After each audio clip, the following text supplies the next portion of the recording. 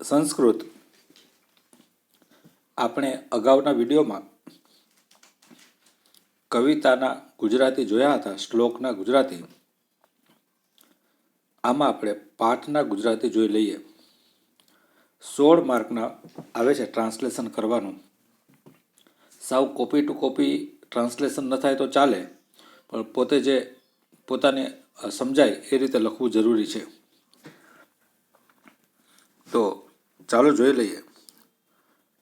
ગદ્ય પાઠ નંબર 11. તમને ખ્યાલ છે કે સંસ્કૃતમાં 10 પોએમ અને 10 પાઠ આપેલા છે.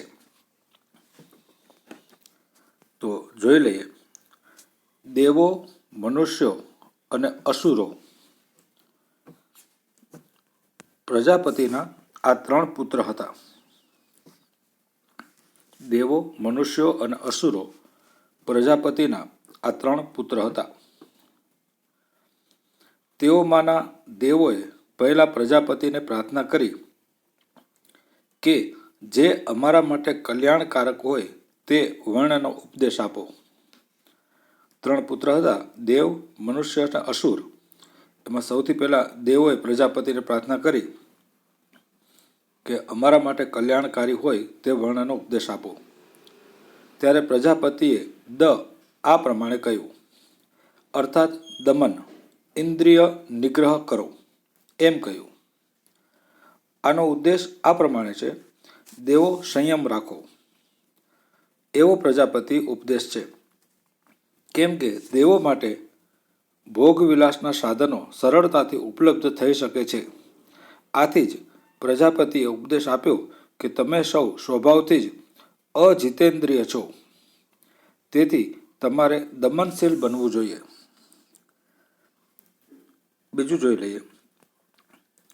ત્યાર પછી મનુષ્યોએ ભગવાન પ્રજાપતિને પ્રાર્થના કરી કે અમારા માટે પણ કલ્યાણકારી અક્ષરનો ઉપદેશ આપો. એમ ત્યારે પ્રજાપતિએ આ જ એવો અક્ષર કહ્યો, અર્થાત દાન આપો. એમ આનો હેતુ આ મુજબ છે: મનુષ્યો સ્વભાવથી લોભી હોય છે, આથી તેઓ દાન કરે એવો પ્રજાપતિનો ઉપદેશ છે.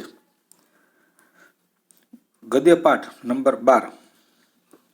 હવે મહેલની છત ઉપર આરામથી બેઠેલા રાજકુમારો સામે કથાનો આરંભ કરવાના આશયથી તે પંડિતે કહ્યું, બુદ્ધિમાનોનો સમય કાવ્ય અને શાસ્ત્રના વિનોદમાં વીતે છે, જ્યારે મૂર્ખાઓનો સમય કુટેવમાં, ઊંઘવામાં કે ઝઘડવામાં વીતે છે. ફરીથી વાંચું છું. હવે મહેલની છત ઉપર આરામથી બેઠેલા રાજકુમારો સામે કથાનો આરંભ કરવાના આશયથી તે પંડિતે કહ્યું, બુદ્ધિમાનોનો સમય કાવ્ય અને શાસ્ત્રના વિનોદમાં વીતે છે, જ્યારે મૂર્ખાઓનો સમય કુટેવમાં, ઊંઘવામાં કે ઝઘડવામાં વીતે છે. તેથી આપના મનોરંજન માટે કાગડા, કાચબા વગેરેની અદ્ભુત વાર્તા હું કહીશ. રાજપુત્રો બોલ્યા, હે શ્રીમાન, કહો. પંડિતે કહ્યું, તમે બધા સાંભળો. અત્યારે મિત્રલાભનું પ્રકરણ રજૂ કરું છું. તેમાં આ પ્રથમ વાર્તા છે. જેમ કંકણના લોભથી અત્યંત મુશ્કેલીથી બહાર આવી શકાય તેવા ઊંડા કાદવમાં ડૂબેલો વૃદ્ધ વાઘને ભોજન માટે પ્રાપ્ત થયેલો મુસાફર મૃત્યુ પામ્યો.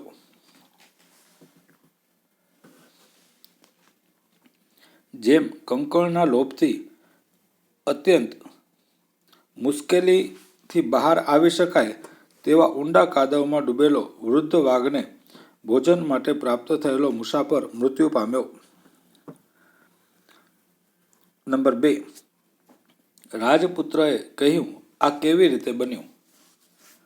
તેણે કહ્યું, દક્ષિણારણ્ય નામના વનમાં એક ગરુડો વાઘ રહેતો હતો. તે સ્નાન કરેલો હતો. હાથમાં દર્ભ એટલે સોનું ધારણ કરીને સરોવરના કિનારે બોલે છે, અરે ઓ મુસાફરો, આ સુવર્ણ કર્ણક લઈ લો.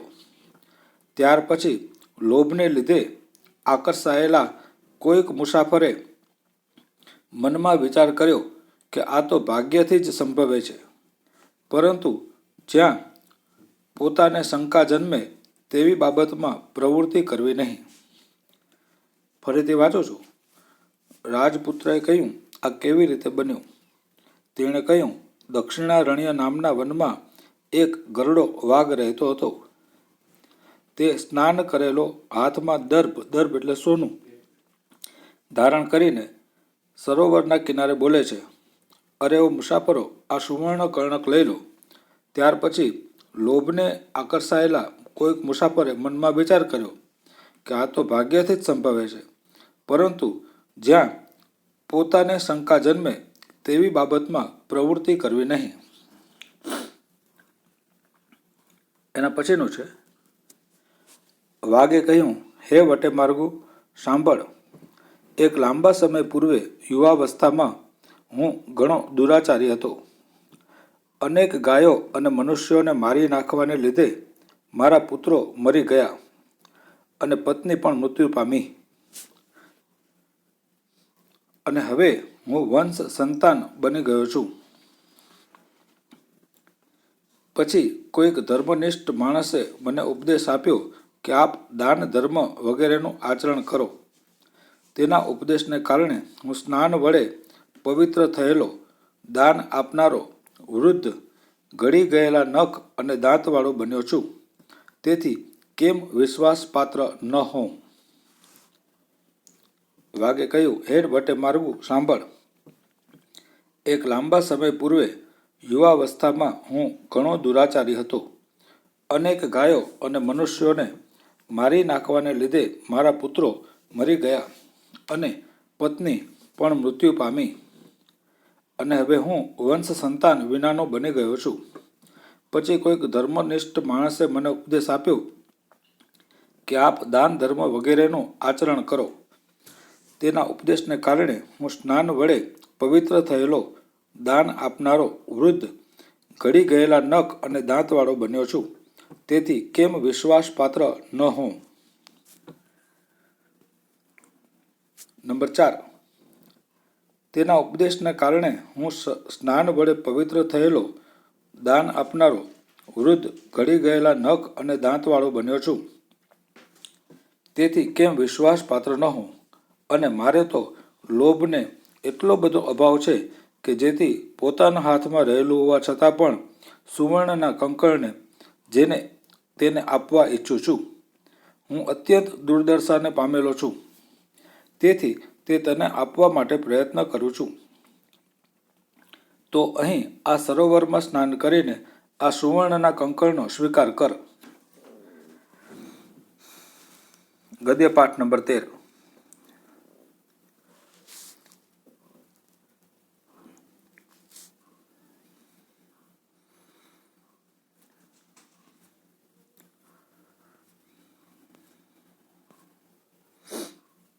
ગદ્ય પાઠ નંબર 14. યજમાન, વિવાહ સંસ્કારમાં અનેક પ્રકારની વિધિ થાય છે.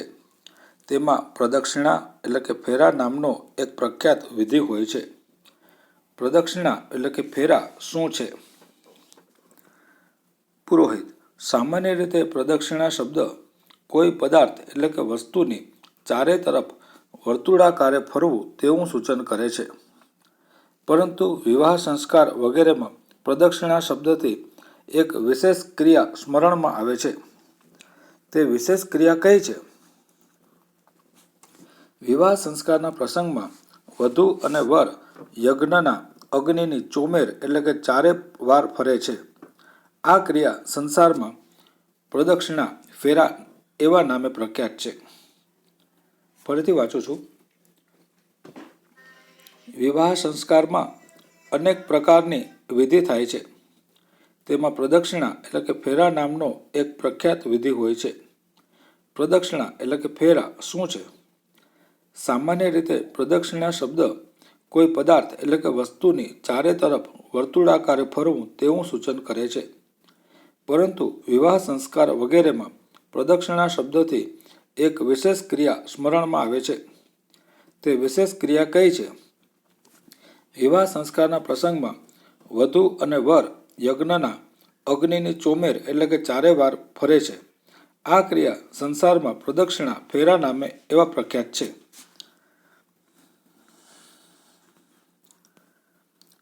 યજમાન તે વિશેષ ક્રિયા કઈ છે? વિવાહ સંસ્કારના પ્રસંગમાં વધુ અને વર યજ્ઞના અગ્નિની ચારે બાજુ ચાર ફેરા ફરે છે. આ ક્રિયા સંસારમાં પ્રદક્ષિણા એવા નામે પ્રખ્યાત છે. પ્રદક્ષિણાના પ્રસંગમાં વધુ અને વર બંને સાથે ચાલે છે અથવા ક્રમશઃ આગળ પાછળ રહીને ચાલે છે. પુરોહિત મોટા ભાગે 3 ફેરાઓમાં કન્યા પહેલા ચાલે છે, તેની પાછળ વર ચાલે છે, ત્યાર પછી અંતિમ ફેરામાં વર આગળ ચાલે છે અને કન્યા તેની પાછળ. ક્રમશઃ આગળ પાછળ રહીને ચાલવાની ક્રિયાનો આશય શો છે?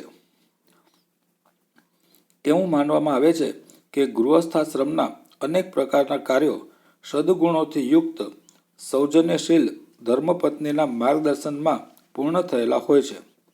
તેથી આ પ્રકારના તે કાર્યોમાં કન્યાનું નેતૃત્વ હોવું જોઈએ અને વરે તેનું અનુકરણ કરવું જોઈએ. આ પ્રમાણે એક કર્તવ્યનું સૂચન થાય છે. જીવનના પાછળના અડધા ભાગમાં પુરુષના માર્ગદર્શનની જરૂર રહે છે, માટે ચોથા ફેરામાં વર આગળ હોય છે, અર્થાત તેમાં વરનું નેતૃત્વ હોય છે અને કન્યાને તેનું અનુકરણ કરવું જોઈએ. આ પ્રમાણે બીજા એક કર્તવ્યનું સૂચન થાય છે.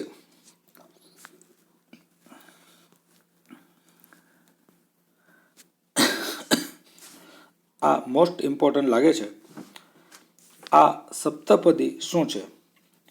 7 પગલાઓનો સમૂહ સપ્તપદી કહેવાય છે. આ સપ્તપદી વૈદિક વિવાહ વિધિનો આત્મા અથવા પ્રાણ છે. આ વિધિમાં શું થાય છે? આ વિધિમાં વધુ અને વર જગત વ્યાપક પરમેશ્વરની, દેવતાઓના પ્રતિનિધિરૂપ એવા અગ્નિદેવની અને સમાજની સમક્ષ સાક્ષી માનીને સમાન દિશામાં સમાન ગતિથી એક સાથે રહીને 7 પગલાં ચાલે છે.